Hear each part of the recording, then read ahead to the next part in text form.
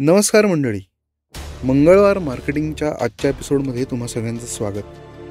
आजचा एपिसोड हा पॉडकास्ट विषयीच आहे आणि माझा प्रयत्न आहे की मंगळवार मार्केटिंग ह्या पॉडकास्टला धरून मी काही प्रश्नांची उत्तरं देणारे जी खूप कॉमनली प्रश्न पडलेले असतात लोकांना, मला विचारलेले आहेत. इथे आपला पुण्यामध्ये जो झंकार स्टुडिओ आहे तिथनं मी रेकॉर्ड करतो. सूरज माझा मित्र आहे आणि तो मला गेली 2 वर्ष या पॉडकास्टमध्ये साथ देतोय. सो सूरज, पहिल्यांदा थँक्स अ लॉट. हे सांगायचं कारण असं की इथेच या स्टुडिओमध्ये एक ऑडिओ वर्कशॉप कंडक्ट केलं जातं, ज्याच्यामध्ये व्हॉइस ओव्हर आणि ऑडिओ बुक रीडिंग आणि ह्या सगळ्या गोष्टी, त्याच्यात एक पॉडकास्ट विषयी बेसिक माहिती असा एक कोर्स असतो किंवा असा एक सेशन असतं 2 तासाचं. तर ते मी आता एक 3-4 बॅचेसचं घेतलेलं आहे. तर तिथनंही काही प्रश्न येतात. तर मला असं वाटलं की एक थोडासा जेनेरिक येट स्पेसिफिक टू मंगळवार मार्केटिंग असे काही प्रश्न आपण घेऊया. त्याच्यामध्ये पहिल्यांदा खूप सारे लोक हा प्रश्न विचारतात. त्याचं उत्तर आपण शेवटी घेऊया. पण पहिला प्रश्न असतो की तुम्हाला ह्याच्यातनं किती पैसे मिळतात. तर एक वन लाइनर सांगून आपण उत्तर त्याचं नंतर घेऊ. पण ह्याच्यातनं डायरेक्टली असे काही पैसे मिळत नाहीत जसे यूट्यूबमधनं मिळतात. हा आपण प्रश्न पार्क करू आणि याचं उत्तरही थोडंसं विस्तृत पद्धतीने आपण एपिसोडच्या शेवटी घेऊया. आता पॉडकास्ट रन करणं हे एका बाजूला सोपं सुद्धा आहे आणि डोकेदुखीचं सुद्धा आहे. का ते सांगतो. रेकॉर्डिंग टाईम एवढाच पॉडकास्ट नसतो. म्हणजे आता जेव्हा गेस्ट येतात किंवा काही सोलो एपिसोड्स रेकॉर्ड होतात. सोलो एपिसोड कंपॅरेटिव्हली सोपे आहेत, कारण ते मी माझ्या वेळेनुसार मला जसं सुचेल तसं किंवा लिहून ठेवलेलं असतं. त्या लिहिण्याचा वेळ कन्सिडर करून जरी पकडलं तरी एक दुप्पट-तिप्पट वेळ तरी रेकॉर्डिंगपेक्षा जास्त त्या एपिसोडला लागू शकतो. अर्थात त्याच्यात रिसर्च किती आहे, किती वेळ त्याच्यावरती लिहिण्यामध्ये, तो बांधण्यामध्ये घालवला आहे, हा प्रत्येकाचा वेगवेगळा टाईम असू शकतो. पॉडकास्टच्या फॉर्मॅटनुसार तुम्हाला वेगवेगळे टाईम लिमिट्स सेट करावे लागतात. आता एस्पेशली जेव्हा गेस्ट्स मंगळवार मार्केटिंगवरती येतात, हे स्टार्टअप ओनर्स आहेत, स्टार्टअप फाउंडर्स आहेत. प्रत्येकाच्या वेळा वेगवेगळ्या असतात. स्टुडिओमध्ये काही रेकॉर्डिंग शेड्यूल्ड असतात. या सगळ्याचं शेड्युलिंग करणं हाच एक मोठा टास्क असतो. माझी इतर काही कामं असतील, माझे काही इव्हेंट्स असतील, माझे काही कन्सल्टिंग कॉल्स असतील. याच्यातनं वेळ मला काय अवेलेबल आहे, गेस्टला काय वेळ अवेलेबल आहे आणि स्टुडिओ अवेलेबल आहे का? या 3 लोकांची अवेलेबिलिटी बेसिकली चेक करावी लागते. साधारणतः 1 ते 1.5 तास आपल्याला रेकॉर्डिंगला लागतो. याचं कारण असं आहे की आल्या-आल्या आपण काही लगेच खुर्चीत बसून रेकॉर्डिंग करत नाही. 5-1 मिनिटं थोडीशी चर्चा होते आणि मग जसा पॉडकास्ट एपिसोड रेकॉर्डिंग सुरू होतं, त्यावेळेस जो काही फ्लो निर्माण होईल. काही गेस्ट हे खूप एक्सटेम्पोर बोलू शकतात, इम्प्रॉम्प्टू बोलू शकतात आणि ते कॉन्व्हर्सेशन पुढे नेण्यासाठी बरीच मदत करतात. म्हणजे माझा अप्रोच तुम्हाला सांगतो, की त्या स्टार्टअप फाउंडरची मला साधारण एक स्टोरी माहिती असते. त्यांचं वेब पेज असेल, Instagram असेल, तिथनं मी बरंचसं थोडासा रिसर्च करतो त्याच्यावरती. काही पॉइंटर्स मेंटली नोट डाऊन करतो. ऑलमोस्ट कुठल्याच गेस्टला मी आधी प्रश्न दिलेले नाही आहेत. रादर नाहीच दिलेले कुठल्या गेस्टला. कारण ते थोडंसं स्ट्रक्चर्ड कधी-कधी चांगलं वाटतं, पण जो कॉन्व्हर्सेशनचा फ्लो असतो, तो थोडा इंटरेस्टिंग वाटतो मला. आणि मग असंही होतं, की अरे काही पॉइंट्स राहून जातात. किंवा हा पॉइंट विचारायचा राहिला, असं नंतर होतं. पण ठीक आहे, ती रिस्क मी घ्यायला तयार आहे, कारण जे नॅचरल पद्धतीने एक फ्लो त्या कॉन्व्हर्सेशनचा होतो किंवा काही प्रश्न जे आधी सुचलेले नसतात, पण ते रेकॉर्डिंगच्या वेळेसच किंवा गप्पा मारताना सुचतात. तर तो एक छान डान्स म्हणू आपण त्याला, तसा होत असतो आणि तो मला मला तो आवडतो. अ, आणि मी खूप एन्जॉय करतो ते कॉन्व्हर्सेशन. बेसिकली त्याचा त्याचा अजून एक पार्ट आहे, की मला खूप प्रश्न हल्ली यायला लागलेत, जे आधी पहिले 40-50 एपिसोडमध्ये येत नव्हते. पण आता खूप लोकांना इंटरेस्ट आहे to be as a guest on the podcast आणि त्याची प्रोसिजर काय आहे किंवा किती पैसे तुम्ही घेता गेस्टकडनं वगैरे हे प्रश्न यायला लागलेत. तर फर्स्ट अँड फॉरमोस्ट मी कुठलेही पैसे गेस्टकडनं घेत नाही आणि कुठल्याही गेस्टला पैसे देत नाही, हेही सांगून ठेवतो. त्यामुळे हा व्यवहार हा फक्त गप्पांचा व्यवहार आहे. चहा, कॉफी पाजू शकतो. गरम पाणी देऊ शकतो. ह्याच्या पलीकडे ट्रान्झॅक्शन इथे काही नसतं. मस्त मनमोकळ्या गप्पा असतात, लर्निंग्ज असतात. मी खूप शिकतो याच्यातनं. सेकंडली ह्याची प्रोसिजर फारशी आत्ता स्ट्रीमलाईन्ड किंवा ऑर्गनाइज्ड किंवा स्ट्रक्चर्ड अशी नाही आहे. म्हणजे मी कसे गेस्ट सिलेक्ट करतो, इ इ इतकं मी हे करणार नाही स्वतःला, की मी असं सिलेक्ट करतो, असं नाही आहे ॲक्चुअली. खूप सिंपल इंटरॅक्शन्स असतात. कोणीतरी रेफर करतं, मला कोणीतरी LinkedInवरती सापडतं. एखादा मेसेज, एखादा DM एक्सचेंज होतो, की "अरे, असा-असा पॉडकास्ट आहे." मी लिंक शेअर करतो. अ, काही लोकं त्यांची स्टोरी शेअर करतात, की "अरे, माझं असं-असं आहे, तर can I be on your podcast?" तर मी त्याला डेफिनेटली हो म्हणतो किंवा म्हणजे ती इंटरेस्टिंग असतेच प्रत्येक स्टार्टअप फाउंडरची, ओनरची स्टोरी. मी थोडंसं आता माझ्याकडे ज्या रिक्वेस्ट येतात त्याच्यावरनं एक असं शिकलोय आता. मी पण शिकतोय कारण हे शेड्यूलिंग वगैरे मी आधी केलेलं नव्हतं कारण माझा हा पहिलाच पॉडकास्ट आहे. पण काय होतंय, की थोड्या कॅटेगरीज ओव्हरलॅप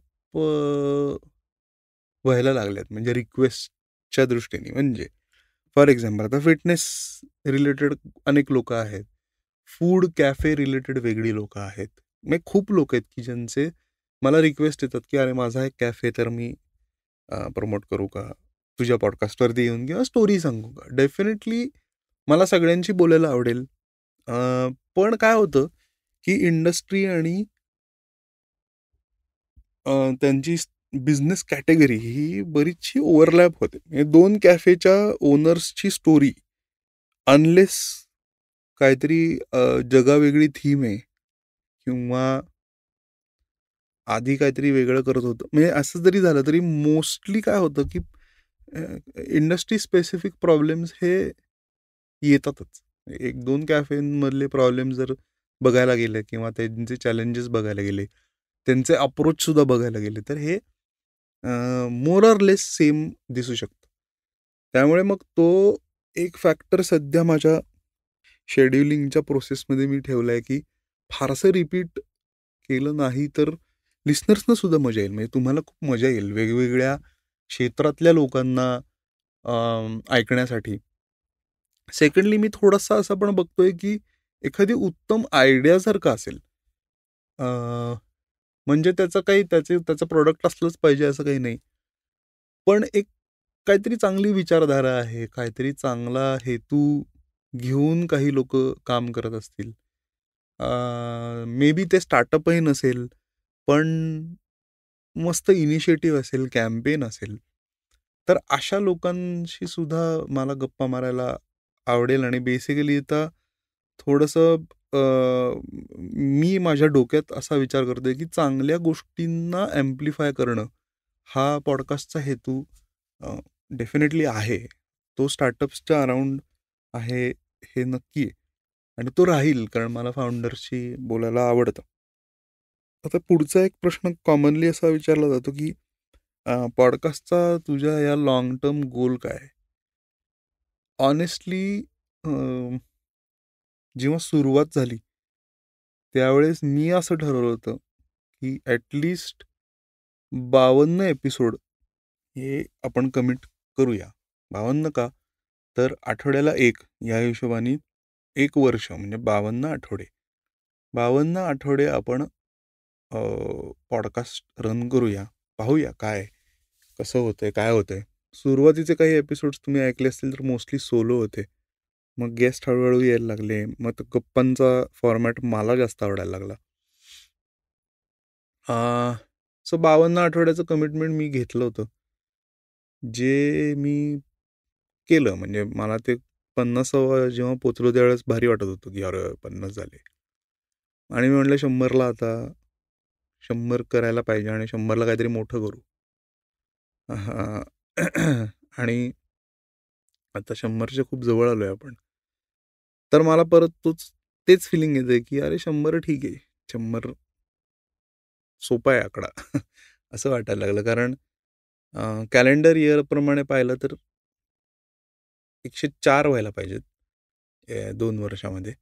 पण एक 4-5 आठवड्यांचा आपला गॅप झालेला आहे कारण आय थिंक स्टुडिओमध्ये काही काम चालू होतं. तेव्हा मी पण थोडा आळस केला. दुसरीकडे रेकॉर्ड नाही केलं. पण गंमत अशी असते, की ह्याच्यात कम्फर्ट पण खूप महत्त्वाचा असतो. सो स्टुडिओ, जागा, रेकॉर्डिस्ट यांच्याबरोबरचा कम्फर्टही तितका महत्त्वाचा असतो. सो मी ते ते सोडून दिलं. पण 2 वर्ष जेव्हा तुम्ही हा शो रन करताय, तुम्ही म्हणजे मी, पण तुम्ही ऐकताय त्यामुळे तुम्हाला पण मी घेतोय. त्याचं श्रेय पण देतो. पण त्यामुळे त्याचा लाँग टर्म गोल आता मला कधी-कधी क्लिअर होतो, कधी-कधी फार वेग होतो किंवा तो दिसेनासा होतो आणि त्याच्यात छान वाटतं मला. मे बी मी ह्या पॉइंटपर्यंत पोहोचलोय, की हे कंटिन्यू करायला हरकत नाही. अ, म्हणजे अनेकांशी गप्पा मारायला हरकत नाही आणि ते लोकांपर्यंत पोहोचायला हरकत नाही. आता याच्यात बऱ्याचशा गोष्टी मी अझ्युम करतोय, की ह्या काही वर्षात होतील म्हणजे गोलच्या दृष्टीने. तर पैसे मिळतील का? मला पैसे मिळवायचेत का ह्याच्यातनं? डेफिनेटली मिळवायचेत. पण ते कसे मिळवायचे ह्याचे काही आराखडे आहेत त्याच्याविषयी किंवा पॉडकास्ट मॉनिटायझेशनविषयी आपण मे बी एखादा नंतर एपिसोड करू. पण मला त्याची घाई आहे का तर अजिबात नाही. अ, माझे पैसे ह्याच्यात जातात का? हा प्रश्न येतो. म्हणलं ऑब्व्हियसली जातात. कारण स्टुडिओचं भाडं हा एक प्रकार असतो. त्याच्यात जातात. आता अनेक लोकांनी मला व्हिडिओ पॉडकास्ट करा असं किंवा व्हिडिओ कॉम्पोनंट असेल तर छान वाटेल. तर मी रेकॉर्डिंगच्या वेळेस काही छोटे-छोटे क्लिप्स काढतो Instagramसाठी that is a different story. पण फुल फॉर्म व्हिडिओ पॉडकास्टसाठी थोडा सेटअप गरजेचा आहे आणि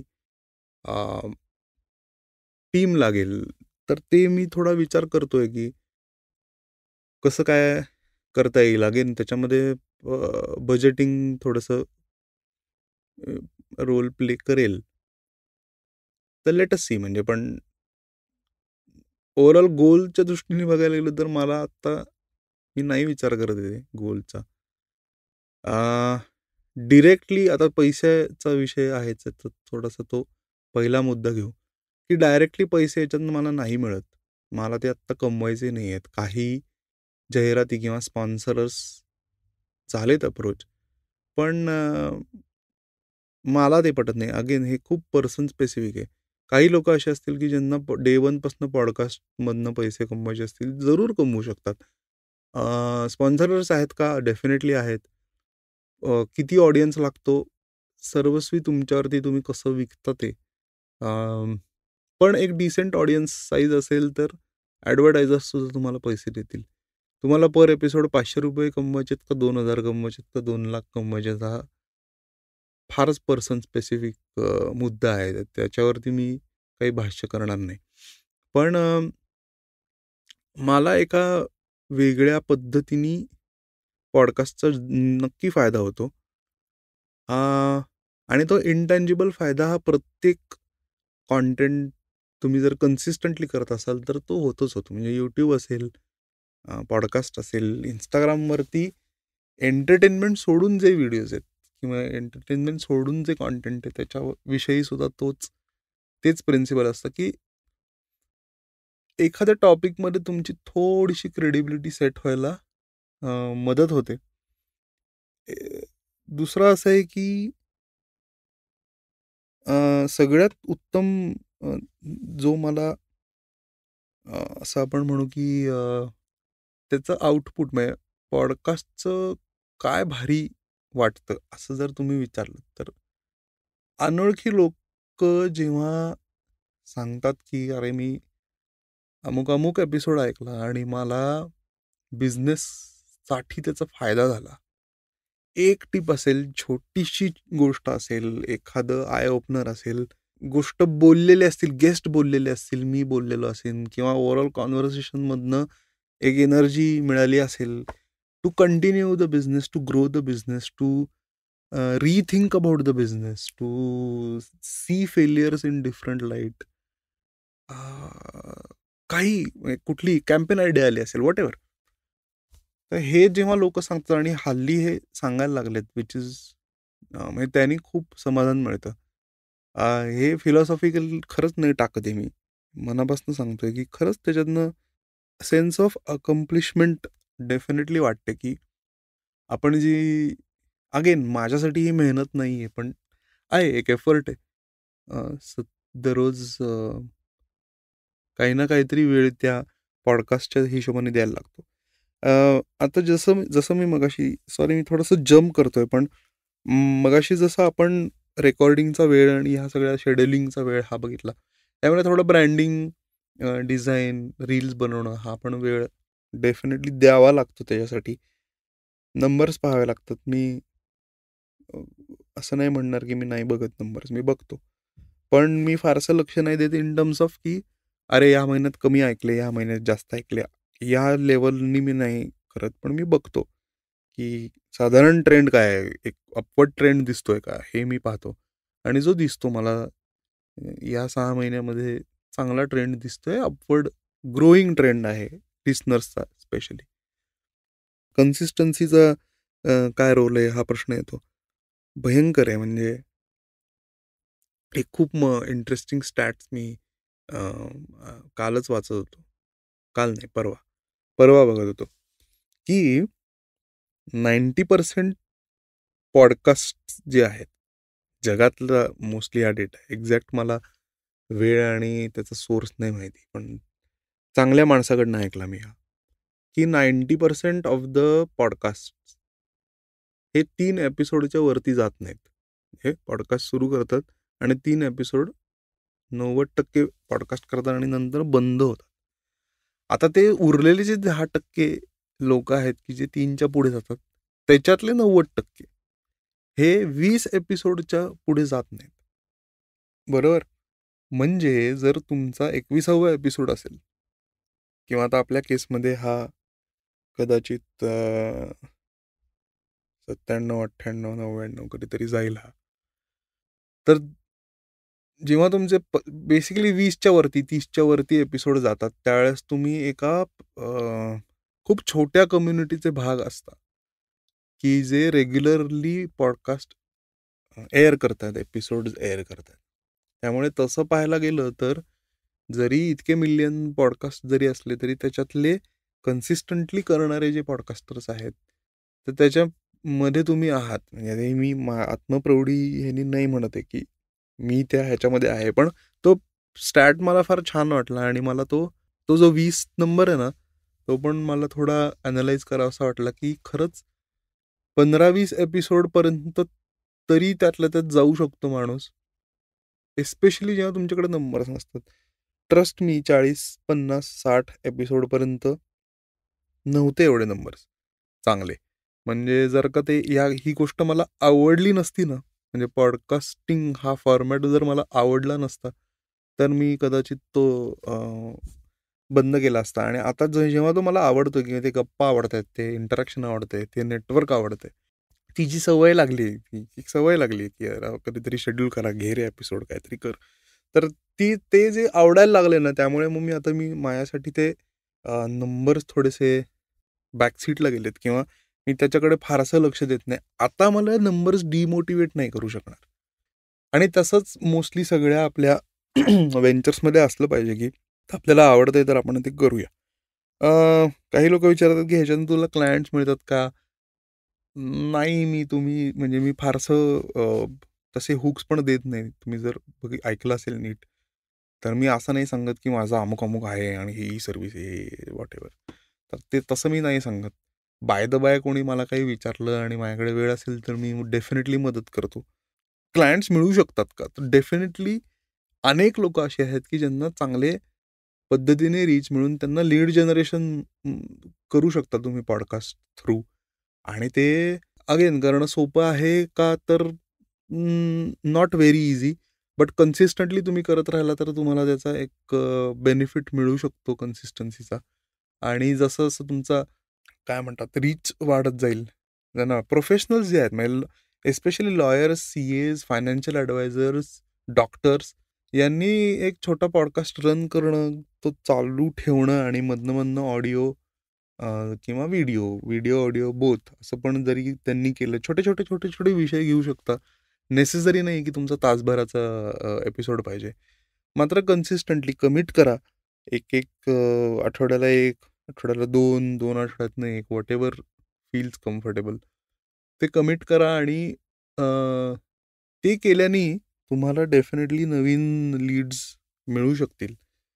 अ, मला मिळतात का? तर नाही मी जास्त त्याच्या मागे लागत. पण येतात काही लोकं येतात. बऱ्याचदा ना ओळखीतले लोकं येतात. म्हणजे की त्यांना अचानक आठवतं, "अरे याला काहीतरी येतं बाबा किंवा हा मदत करू शकेल." अशा ह्यानी येतात. चांगल्या ह्यानी म्हणतोय. पण ते समजा मी 2 वर्ष हे केलं नसतं, तर लोकांना माहितीच नसतं, की मी हे असं काहीतरी करतो किंवा पॉडकास्ट वगैरे आहे. अशा टाईपमध्ये मी त्याच्याकडे बघतो. तुला काय इम्प्रूव्ह करायला आवडेल? हा एक प्रश्न विचारतात. इम्प्रूव्ह असं नाही, ॲड करायला आवडेल. वेगवेगळे गेस्ट वेगवेगळ्या स्तरातनं, वेगवेगळ्या भागातनं म्हणजे महाराष्ट्रातून. तर पुणे फोकस जास्त आहे. कारण ईझी आहे एक्झिक्यूट करणं. पण मुंबईमध्ये मराठी एंटरप्रेन्योर्स नाही आहेत का? तर आहेत. इतर गावांमध्ये नाही आहेत का? आहेत. त्यांना स्टुडिओला आणणं, बोलवणं, ते सगळं जमवून आणणं ह्याला काहीतरी फिगर आउट करावं लागेल. ते मला ॲड करायला आवडतील या गोष्टी. व्हिडिओ कॉम्पोनंट डेफिनेटली ॲड करायला आवडेल. मी म्हणलं होतं की 100 नंतर आपण व्हिडिओ चालू करू, पण सूरज बघतोय माझ्याकडे. करूया, काहीतरी करू. ते अजून मला सुचत नाहीये की कसं ते वर्कआउट करता येईल. थोड्या एक्स्पेक्टेशन माझ्या लोअर करायला पाहिजेत. काहीतरी साधा सेटअपनी चालू करू, काहीतरी करू. पण ते ॲड करायला आवडेल. मला असं वाटतंय की थोडे शाउट आउट्स मला द्यायला आवडतील लोकांना. म्हणजे काय, की त्याला स्पॉन्सरशिप नाही म्हणता येणार. मला पैसे नको आहेत त्याचे. पण तुम्ही ऐकत असाल आणि तुमचा जर बिझनेस असेल, की ज्याची जाहिरात तुम्हाला थोडीशी करायची. अगेन जाहिरात म्हणजे इथे जा आणि इथे घ्या एवढ्या लेव्हलची नाही. पण त्याच्याविषयी थोडीशी माहिती सांगणं असेल, एखादा स्टार्टअप फीचर करणं असेल, असं काहीतरी करता येऊ शकतं, बघू शकतो आपण करून. तसं मला आवडेल करायला. अं, अजून काय? बाकी इम्प्रूव्हमेंट म्हणजे नाही, मला तशी नाही वाटत आहे. विशेष इम्प्रूव्हमेंट करायला पाहिजे असं. काही शब्द आहेत माझ्यामध्ये त्याला ते 2-2, 3-3 तो असं मी एक इंटरव्हल बघितलाय, की 5-6 एपिसोड नंतर माझे काही शब्द रिपीट होतात. अ, त्याच्यावरती मला काम करायला आवडेल डेफिनेटली. तिथे इम्प्रूव्हमेंट आहे. जसं की आता मग याने मी बऱ्याच प्रश्नांची सुरुवात करतो. ती बंद करायला पाहिजे. अ, किंवा ना बऱ्याचदा ह्या 1-2 आय थिंक 90-92 पासून ही सुरुवात झाली आहे. पण ऑब्व्हियसली हा शब्द मी खूप वेळा वापरतो. अ, आणि अजून एक कुठलातरी शब्द आहे. तो मी असा रँडम टाकतो मध्ये-मध्ये. नाही आठवत आहे. पण आहे असे असे 1-2 शब्द आहेत, की ते मी रेकॉर्डिंगच्या आधी ठरवतो, की हे नाही वापरायचे पण ते होतं. ते तिथे इम्प्रूव्ह करायला हरकत नाहीये. अजून एक इम्प्रूव्हमेंट मला हा फीडबॅक मला काही लोकांनी दिलेला आहे. अं, खूप चांगल्या मित्रांनी, मैत्रिणींनी आणि काही मेंटर्सनी हा दिलाय. सो तो तुम्ही सांगा की तसा काही फीडबॅक असेल तरी मला आवडेल. म्हणजे की बऱ्याचदा बऱ्याचदा नाही, काही वेळा माझे प्रश्न थोडेसे लाँग टेल असतात. म्हणजे अ, छोटे प्रश्न विचारायला लाग, असं मला काही लोकांनी सांगितलं. तर काही वेळेस ते मला योग्य वाटतं, की मी खूप बोलण्यापेक्षा गेस्टना बोलू दे, हा एक भाग झाला. पण त्या गप्पा असल्यामुळे काय होतं, थोडंसं ज्ञानचोदेगिरी होते माझी.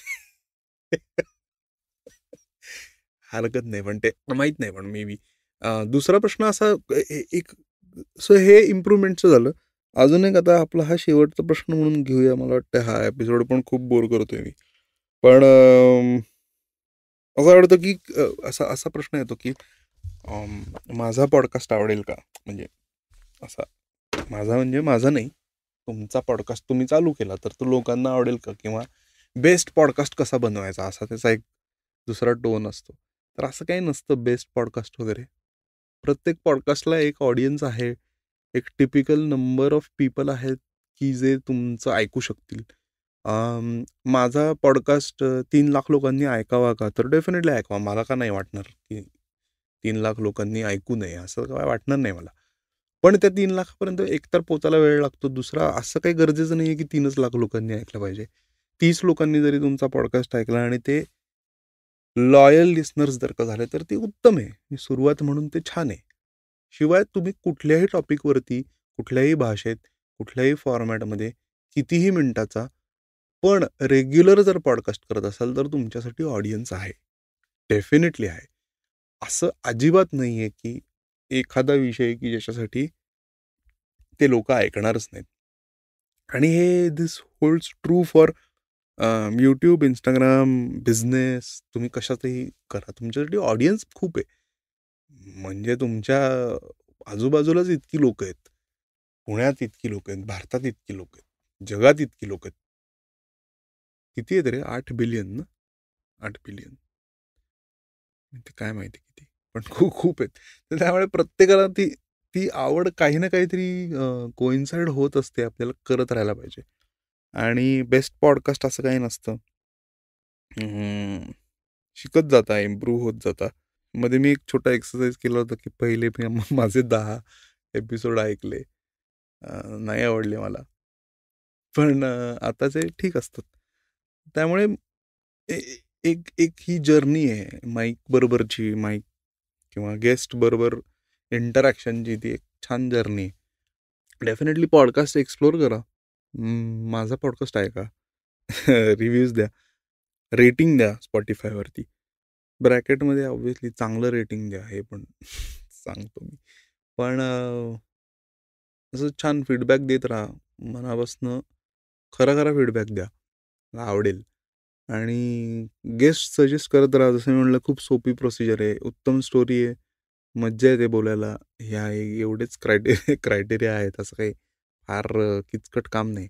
सो तुमच्या डोक्यात तुमच्या ओळखीतले, तुमच्या नात्यातले, तुमचे मित्र-मैत्रिणी कुठल्याही वयाचे असतील, शक्यतो मराठी बोलणारे असू दे, कारण आपलं मराठी पॉडकास्ट आहे.